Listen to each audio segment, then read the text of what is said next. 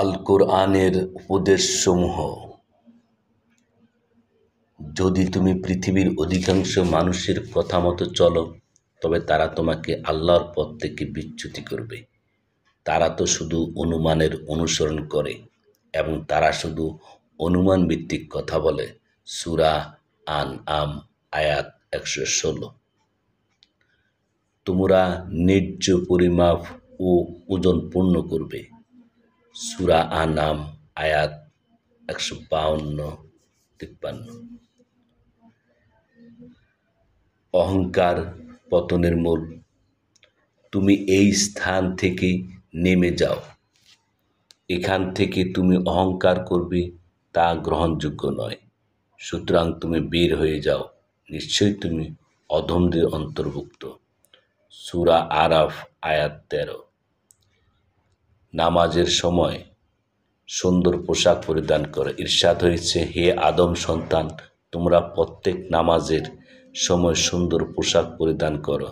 সূরা আরাফ আয়াত ৩১। অপচয়কারী আল্লাহ পছন্দ করেন না। ইরশাদ হয়েছে, তোমরা খাও এবং পান করো, তবে অপচয় করো না। নিশ্চয় আল্লাহ অপচয়কারীকে পছন্দ করেন না। সূরা আরাফ আয়াত ৩১। অন্যের ত্রুটি বিচ্যুতি ক্ষমা করো। ইরশাদ হয়েছে, আপনি ক্ষমাপরায়ণ হন। সূরা আরাফ আয়াত ১৯৯। যুদ্ধের ময়দান থেকে পালাবে না। ইরশাদ হয়েছে, হে মুমিনরা, যখন তোমরা কাফির বাহিনীর মুখোমুখি হবে, তখন তোমরা পৃষ্ঠ প্রদর্শন করো না। সূরা আনফাল আয়াত ১৫। নিরাপত্তা প্রত্যাশীদের নিরাপত্তা দাও। ইরশাদ হয়েছে, মুশরিকদের কেউ আপনার কাছে আশ্রয় প্রার্থনা করলে আপনি তাকে আশ্রয় দেবেন, যেন সে আল্লাহর বাণী শুনতে পারে। সূরা তাওবা আয়াত ৬। আল্লাহ পবিত্র ব্যক্তিকে ভালোবাসেন। ইরশাদ হয়েছে, সেখানে রয়েছে এমন মানুষ যারা পবিত্রতা অর্জন করতে পছন্দ করে, আর আল্লাহ পবিত্রতা অর্জনকারীকে ভালোবাসেন। সূরা তাওবা আয়াত ১০৮। আল্লাহ অনুগ্রহ থেকে নিরাশ হইও না। ইরশাদ হয়েছে, তোমরা আল্লাহর অনুগ্রহ থেকে নিরাশ হইও না। সূরা আরাফ আয়াত ১৩। অজ্ঞতাবশত ভুল হলে আল্লাহ ক্ষমা করেন।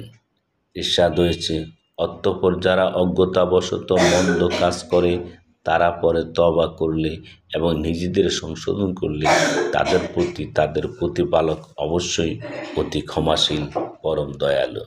সূরা নাহল আয়াত ১১৯। ইসলাম প্রচারে কৌশলী হও।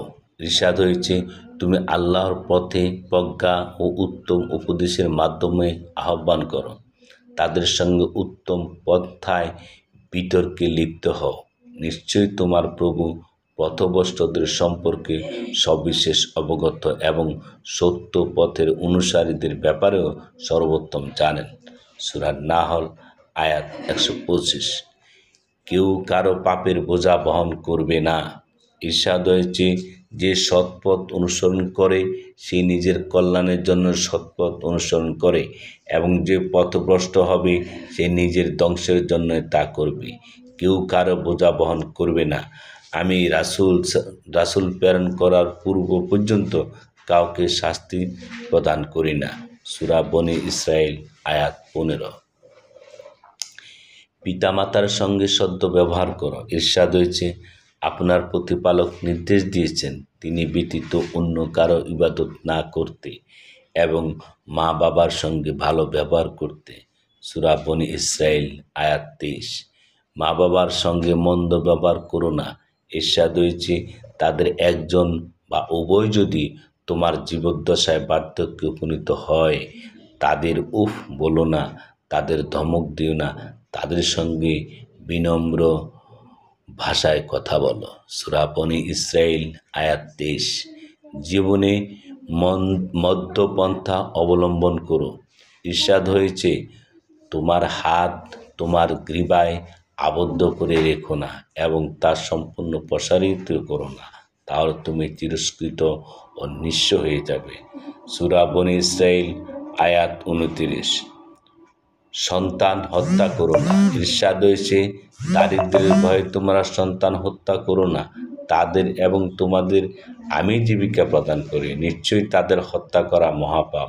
সূরা বনী ইসরাঈল আয়াত ৩১। অবাধ যৌনাচারে লিপ্ত হইও না।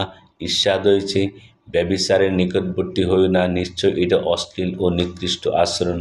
সূরা বনী ইসরাঈল আয়াত ৩২। না জেনে কোনো কিছুর অনুসরণ করবে না। ইরশাদ হয়েছে, যে বিষয়ে তোমার জ্ঞান নেই তার অনুসরণ করো না, নিশ্চয়ই কান, চোখ, হৃদয় এর প্রত্যেকটি সম্পর্কে জিজ্ঞেস করা হবে। সূরা বনী ইসরাঈল আয়াত ৩২। নম্র ভাষায় কথা বলো। ইরশাদ হয়েছে, তোমরা তার সঙ্গে নম্র ভাষায় কথা বলবে, হয়তো সে উপদেশ গ্রহণ করবে অথবা ভয় পাবে। সূরা তোহা আয়াত ৪৪।